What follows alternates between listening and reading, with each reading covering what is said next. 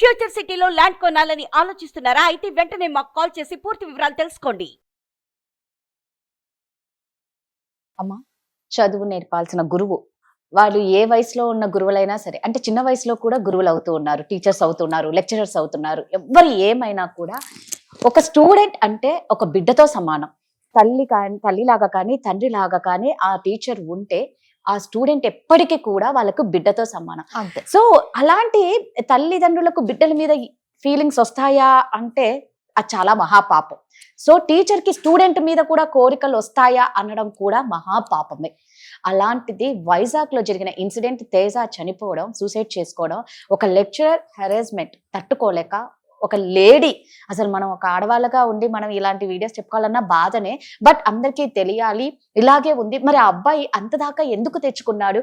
కొంచెం ఓపెన్ అయ్యింటే బాగుండేదేమో. చిన్నపిల్లవాడు కాదు, okay, college student కాబట్టి థర్డ్ ఇయర్ చదువుతున్నాడు. చక్కగా పేరెంట్స్ కన్నా చెప్పాల్సింది, అందరూ కలిసి కాలేజ్ ప్రిన్సిపల్ కన్నా కంప్లైంట్ ఇచ్చింటే బాగుండేమో అనిపిస్తుంది. అన్యాయంగా భవిష్యత్ ఎంతో ఉన్న ఆ పిల్లవాడు సూసైడ్ చేసుకోవడం అనేది బాధాకరం. ఫస్ట్ ఆఫ్ ఆల్ ఆడవాళ్ళకి ఎందుకమ్మా, అంటే అందరు ఆడవాళ్ళు అనట్లేదు, ఇలాంటి ఆ థాట్స్ ఎందుకు వస్తాయి ఒక స్టూడెంట్ చూస్తే? అదేనా అంటే ఇది వరకు మీరు అన్నట్టుగా గురు బ్రహ్మ గురు విష్ణు అంటారు, గురుదేవ మహేశ్వర. గురు అంటే సాక్షాత్తు మనకు కళ్ళ ముందు ఉండే ప్రత్యక్ష దైవము అని. అంటే ఇది వరకు గురుకులాలలో ఉండేదంటే గురువు గారిని ఆయన భార్యను ఒక తల్లి తండ్రిగా ప్రత్యక్ష దైవాలుగా చూసేవాళ్ళు.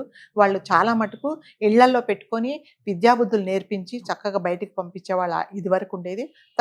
తర్వాత ఏమైందంటే ఒక టీచరు ఒక స్టూడెంట్ మధ్యలో ఒక తల్లి పిల్లలకు ఉన్నంత అనుబంధం ఉండేది. విద్యాబుద్ధులు నేర్పించేది తల్లి, మరి ముఖ్యంగా తల్లి తర్వాత తండ్రి తర్వాత. మోస్ట్ ఆఫ్ ద టైం వాళ్ళు స్కూల్స్లో కాలేజెస్లో ఉంటారు కాబట్టి అంటే ఇది ఏది తప్పు ఏది ఇది కరెక్ట్, ఏదైనా తప్పు చేస్తే మందలించాల్సిన బాధ్యత ఎవరిదంటే తల్లి, మరి ముఖ్యంగా టీచర్స్దే ఉంటుంది. కాబట్టి టీచర్స్, మా టీచర్ ఇవాళ కొట్టిందంటే బాగా అయింది, నువ్వు ఏదో తప్పు చేసావు అందుకనే కోప్పడ్డారనే సందర్భాలు కూడా కొంతమంది ఇప్పుడు ఈ కాలంలో లేవులేండి. టీచర్స్ కొట్టగానే పరిగెత్తుకుంటూ వెళ్తున్నారు. సో అలాంటి విద్యాబుద్ధులు చేర్పించాల్సిన ఒక లెక్చరరు మరి ఇలాంటి ఒక స్టూడెంట్ పట్ల ఇలా వ్యవహరించింది అంటే మరి మనం నిజంగానే దీని గురించి మాట్లాడుకోవడానికి చాలా సిగ్గుచేటండి. అంటే ఎప్పుడైనా సరే పిల్లలు ఏదైనా తప్పు చేస్తే దండించాల్సిన ఒక స్థితిలో ఉన్న ఆవిడ ఇద్దరూ కలిసి అబ్బాయిని నానాక రకాలుగా హింసించి, అంటే టీచరు లెక్చరర్ కానీ టీచర్స్ కానీ పిల్లల్ని ఎప్పుడు అంటే సరిగ్గా చదువుకోకపోతే, స్కూల్కు రాకపోతే, ఎగ్జామ్స్ చేయకపోతే, లేకపోతే తోటి పిల్లల పట్ల వేరేలాగా బిహేవ్ చేస్తే మీరు తప్పకుండా కోప్పడచ్చు, అరెస్ట్ చేయొచ్చు. ఈవిడ అంటే వీళ్ళిద్దరూ అంటే ఒక టీచర్ మరి ముఖ్యంగా ఒక లెక్చరర్ అంటే ఆమె చాట్ మనకు చూస్తే నువ్వు లేకపోతే నేను ఉండలేదు, వాట్సాప్ చాట్లో. తర్వాత విపరీతం అంటే మనం చెప్పుకోవడానికి కూడా మన సభ్యత అడ్డొచ్చేలాగా ఆమె మాట్లాడింది అని అన్నప్పుడు ఈ అబ్బాయి ఏం చేశాడంటే చాలా రోజులు భరించాడు. దాదాపు ఏముందంటే ఇంకంతే, నువ్వు ఫలాని పార్కుకి రా, మన ఇద్దరం వెళ్దాము అంటే అబ్బాయి రాశాడు కింద, మేడం మీరు అలా మాట్లాడకూడదు, మీరు నాకు తల్లి లాంటి వాళ్ళు అని అంటే ఆ కుర్రోడు ఆవిడ లెక్చరర్ వాళ్ళ హస్బెండ్ ను బాబాయ్ అని పిలుస్తారు. పెళ్ళయింది, ఇద్దరు పిల్లలు బాగున్నారా, అన్న బాగున్నాడా, తమ్ముడు బాగున్నారా, చెల్లి బాగుందా అని ఇతడు మాట్లాడుతుంటే ఆమెను ఒక తల్లిలాగా చూస్తున్నాడు. అంటే క్లాస్ రూమ్ లో కూడా అందరికీ ఒక తల్లిలాగే ఈమె అనుకునేవాళ్ళు. మీ అమ్మ వచ్చింది చూడు క్లాస్కి అని చెప్పేవాళ్ళు. ఈ కుర్రోడికి కూడా వాళ్ళ ఇంట్లో కూడా ఒక మేడం ఉంటారు, నన్ను చాలా అమ్మలాగా చూస్తారు. అబ్బాయి అదే ఉద్దేశం, అంతకంటే ఏముండదు. కానీ ఈవిడ మనసులో ఆలోచనలు మాత్రం అంటే తల్లిలాగా నటించి ఇంకొకలాగా బిహేవ్ చేస్తుంది అనమాట అతనితో. సో అతను చాలాసార్లు ఆ కుర్రోడికి మెసేజ్లు ఇవ్వడము. ఇంకొకటి ఏంటంటే ఈవిడలో ఉండేది, మేబీ మరి తనకి ఏం ప్రాబ్లం ఉందో తెలియదు మనకైతే, ఈ అబ్బాయి వేరే వాళ్ళతో మాట్లాడితే కూడా ఆమె భరించలేదు. ఆడపిల్లలతో మాట్లాడితే నువ్వు ఎందుకు మాట్లాడుతున్నావని ఆడపిల్లలను దండించు, అబ్బాయితో మీకేం పని ఉంది మాట్లాడదని. ఫ్రెండ్స్ ఉంటే కూడా ఫ్రెండ్స్తో మీరు అందరు ఏంటి మగవాళ్ళు మీరు సంసారాలు చేసుకుంటారా అన్న స్థితిలో కూడా ఆమె మాట్లాడింది అనమాట. సో అబ్బాయితో ఎవరు మాట్లాడడం మానేశారు, ఎందుకంటే లెక్చరర్ కోపడుతుందని.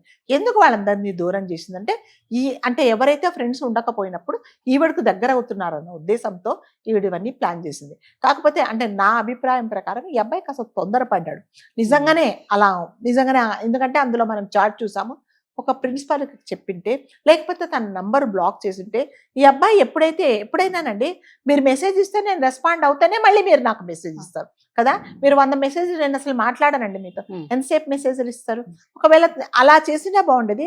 అతనేమో అనుకున్నాడంటే కన్విన్స్ చేద్దాము, మేడం ఇలాంటి తప్పుడు పనులు చేయకండి, తప్పుడు మాట్లాడుకోండి, నేను మీ అబ్బాయి ఇలాంటివన్నీ ఎలా మాట్లాడతారు మేడం అని అతను మాట్లాడుతున్నాడు. లేదు నువ్వు నన్ను అర్థం చేసుకో, నువ్వు లేకపోతే నేను ఉండలేను, మా హస్బెండ్ని కూడా వదిలేస్తాను, మరిద్దరం కలిసి ఉందాము. ఏజ్ ఏంటి, అబ్బాయి ఏంటి, మరి నువ్వు మాట్లాడేటప్పుడు కొంచెమన్నా నీకు ఇంత పని చేసిందా లేదా, మరి నువ్వు ఒక లెక్చరర్గా ఉండి నువ్వు తోటి లెక్చరర్స్కు, స్కూల్స్కు, కాలేజీలో చదువుకుంటే పిల్లలకు నువ్వు ఏం మెసేజ్ ఇస్తున్నావు అనేది జ్ఞానం లేకుండా ఆ అమ్మాయి ఆమె చేసినది. కాబట్టి అతను ఇంకా ఏం చేసుకోలేదు. అంటే ఇప్పుడు ఇంట్లో చెప్దామంటే అమ్మ అన్నది కదరా, ఒకవేళ అలా మాట్లాడిందని వాళ్ళ అమ్మ ఒప్పుకోదేమో. పిల్లలకు చెప్తే ప్రతి పిల్ల అంటే ఒకతో 2-3తో షేర్ చేసుకున్నాడు. వాళ్ళు అన్నారట, నేను రాను కాలేజీకి, ఈవిడ నన్ను ఇలా పిచ్చిగా మాట్లాడుతుందంటే ఇంకా 2-3 నెలలే ఉన్నది కదా, మనది అయిపోతుంది, మనం వెళ్ళిపోతాము, ఏదో ఓర్చుకో అని చెప్పారు. అంటే ఎప్పుడైనానండి ఓర్చుకో అని అంటే ఆ పీక్ స్టేజ్కి వెళ్ళినప్పుడు మాత్రం ఓర్చుకోలేమండి. ఇంకా అబ్బాయి ఎవరికి చెప్పినా అర్థం చేసుకోవట్లేదు. కాకపోతే ఈ అబ్బాయి చేసిన పొరపాటు ఏంటంటే అక్కడ ఎవిడెన్స్ ఉంది కాబట్టి అది డైరెక్ట్గా తీసుకెళ్ళి ఆ ప్రిన్సిపల్కో మేనేజ్మెంట్కో చూపించినప్పుడు మరి ఆమెను ఏం క్వశ్చన్ చేసేవాళ్ళో తెలిసేది. మరి అతనికి ఆ కుర్రాడు ఎందుకు ఆ పని చేయలేకపోయాడో మరి తెలియట్లేదు మనకి. అంతే కదా, ఇప్పుడు ఎవరైనా చాట్ చేసి, ఎందుకంటే ఎవిడెన్స్ నువ్వు ఫోన్లో మాట్లాడితే మీకు ఉండదండి. ఇప్పుడు ఎవరైనా మనల్ని ఏదో తప్పుగా మాట్లాడితే అన్లెస్ మనం రికార్డ్ చేసేదాకా మనకి ఎవిడెన్స్ ఉండదు. ఆమె రికార్డ్ చేసినదంతా అంటే ఆమె పంపించిన చాట్ అంతా అందులో ఉంది. ఇప్పుడు తర్వాత పోలీసు వాళ్ళ దగ్గరే ఉంది. అది ప్రిన్సిపల్ గారికి కూడా ఇచ్చారు. ఆ ప్రిన్సిపల్ మరి అర్థం కాదు, అతను మరి ఆ లెక్చరర్స్ ను ప్రొటెస్ట్ చేస్తున్నాడో ప్రెస్ వాళ్ళు అడిగారు, మరి ఇదంతా చాట్ ఉంది కదండి, మీరు ఆ లెక్చరర్స్ అవునా జరిగిందా, నాకు తెలియదండి, నేను ఇప్పుడే కనుక్కుంటానని చెప్తున్నాడు అతను. మరి ఇంత గొడవ అవుతున్నది, మరి అతనికి ఏమి తెలియదా నిజంగా? అంటే 2 లెక్చరర్స్, ఈమెతో పాటు ఇంకొక ఆవిడ, ఈ పేరేదో బేగం అని చెప్పారు, ఇంకొక ఆవిడ ఏదో భాగ్యలక్ష్మి ఏదో చెప్పారండి. 2 కలిసి ఈ అబ్బాయిని రికార్డ్స్ కరెక్ట్ గా రాస్తే కూడా ఇది బాగలేదు, మళ్ళీ రా, ఇంటికి వస్తే నేను కరెక్ట్ చేస్తాను అంటే ఈవిడకి అతని మీద ఎందుకు అంత ఇది అంటే రాంగ్ ఇది అనమాట. రాంగ్ ఆలోచనలు ఉన్నప్పుడు అంతే కదా. అసలు అతని వయసు ఏంటి, నీ వయసు ఏంటి, ఒక గురు స్థానంలో ఉన్న గురువు అంటే నువ్వు ఏం చేసినా కూడా గుడ్డిగా నమ్మే స్టూడెంట్స్ ఉండే, అంటే జనరల్గా అంతే కదా, టీచర్ ఏదైనా చెప్పారంటే టీచర్ కరెక్ట్ గా చెప్తారు, మనం అది ఫాలో అవ్వాలి అనుకున్నా మనకు ఒక నమ్మకం ఉంటుంది. మనం ఇంట్లో కూడా మా టీచర్ చెప్పారు కదా అన్ని తెలిసి చెప్పింటారు అనేది ఉంటుంది. అవన్నీ లేకుండా నువ్వు ఇక్కడికి రా అంటే అబ్బాయి ఏం చేయాలో అర్థం కాక పాపం ఎంత మానసిక క్షోభ అనుభవించి హ్యాంగ్ చేసుకున్నాడండి. ఇప్పుడు వాళ్ళ ఇంట్లో అందరూ ఏంటంటే అసలు వాళ్ళని పట్టుకోవడానికి ఎవరు తరం కావట్లేదు అనమాట. ఆమెను అంటే వాళ్ళు అడిగారు, మరి మీ అబ్బాయి చెప్పుకున్నప్పుడు లేదు చెప్పాడు, చెప్తే ఏముందిలే, తల్లే కదా, తల్లి అలా మాట్లాడితే తప్పు లేదు లేదా అని నేను కూడా 2-3 సార్లు చెప్పాను అని వాళ్ళు అంటే ఎంతసేపు వచ్చి రాంగ్ ట్రాక్ అని అనుకోవట్లేదండి. తల్లి కదా అని తల్లిని నిజంగా మాట్లాడతారండి, నువ్వు లేకపోతే నేను ఉండలేను, మన ఇద్దరం కలిసి ఉందాము, పార్క్కి రా అని చెప్పేసి ఎవరైనా మాట్లాడతారా? ఈ సంభాషణ దానికి తగినట్లు లేదు కదా.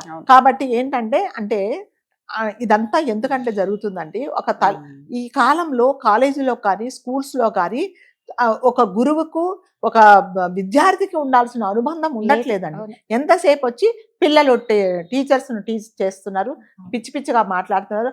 అట్ ది సేమ్ టైం వాళ్ళు కూడా పిల్లలతో అట్లాగే ఉంటున్నారు. కలిసి ఏదైనా పార్టీలు అంటే ఈ లెక్చరర్స్ కూడా వెళ్ళి పార్టిసిపేట్ అవుతున్నారు. అలాంటప్పుడు పిల్లలకి ఏమి వాళ్ళ మీద గౌరవం ఉండదు. తర్వాత వాళ్ళ మీద బాండింగ్ ఏముంటది అంటే తోటి ఫ్రెండ్ అనే అనుకుంటారు. మెయిన్ ఏంటంటే ఒక కాలేజ్ కి ఒక లెక్చరర్ గా వెళ్ళారు అంటే చాలా యంగ్ ఏజ్ లోనే వెళ్తారు. సో అక్కడ ఏమైపోతుందంటే కొంతమంది ఫ్రెండ్లీగా ఉంటారు. మాకు వాళ్ళకి స్టూడెంట్ కు ఆ లెక్చరర్ కు ఓన్లీ ఒక 2-3 ఇయర్స్ డిఫరెన్స్ అంతకంటే ఏం లేదు. కాబట్టి వాళ్ళు ఏమనుకున్నారంటే మనతో పాటు కదా అని అనుకున్నారు. సో ఆమె ఏమనుకుందంటే ఇంతనే తప్పు ఏజ్ కదా, సరే నీకు ఉండొచ్చు, నీ ఫీలింగ్స్ ఏమున్నాయో, నీ భర్తతో సరిగ్గా లేదు, అవన్నీ నీ పర్సనల్, కానీ ఒక స్టూడెంట్ తో నువ్వు బిహేవ్ కొడుకుతో సమానమే పద్ధతి కానే కాదు. సో మనం లెక్చరర్స్ మరి ఏం మెసేజ్లు ఇస్తున్నారో అంటే చాలా మటుకు నేను విన్నానంటే కొంతమంది లెక్చరర్స్ స్టూడెంట్ నే పెళ్లి చేసుకుంటున్నారు. సో నేను మా స్టూడెంట్ నా పెళ్లి చేసుకున్నానని గర్వంగా చెప్తున్నారు.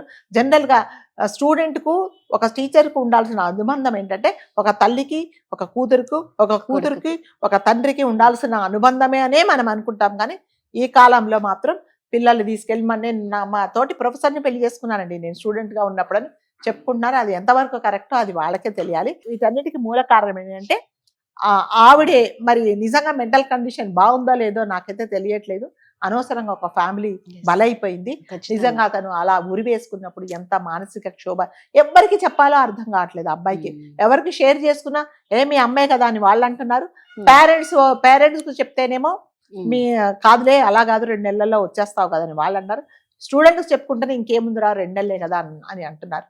ఇటువంటి దిక్కుతోచని పరిస్థితిలో అబ్బాయి సూసైడ్ చేసుకున్నాడండి.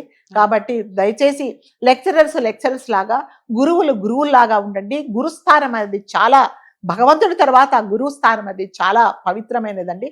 దయచేసి దాన్ని మాత్రం పాడు చేయకండి. నిజంగా ఆ గురుస్థానాన్ని మాత్రం నిజంగా ఎటువంటి పరిస్థితుల్లో కూడా మీరు దానికి ఒక చెడు పేరు మాత్రం తీసుకురా. Thank you. నమస్తే.